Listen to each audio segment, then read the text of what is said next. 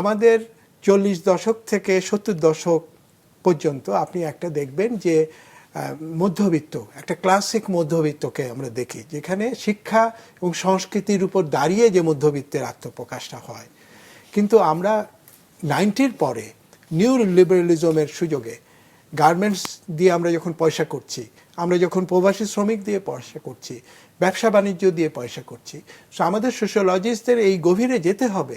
সেটা হচ্ছে economic middle class, যেখানে শিক্ষা এবং সংস্কৃতির আদরটা কমে গেছে এবং রাষ্ট্রও করছে না, সমাজও করছে না।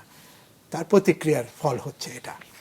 অর্থাৎ আমরা না হয়ে উঠছি বাঙালি, না হয়ে উঠছি আন্তর্জাতিক, না হয়ে উঠছি ধার্মিক। কারণ আমাদের কোথায় জানি একটা লুম্পেনাইজেশন, যেটা আমাদের জাতি গঠন প্রক্রিয়াটা লুম্পেন বুর্জোয়াজি যেরকম আমাদের মাথার উপরে, নেতা যেরকম বুর্জোয়াজির জায়গা থেকে লুম্পেনাইজেশনকে তার পদ্ধতি হিসেবে বেছে নিচ্ছে, ব্যাংক লুট করা, তাই না? অর্থাৎ সরকারি পৃষ্ঠপোষকতায় পয়সা বানানো।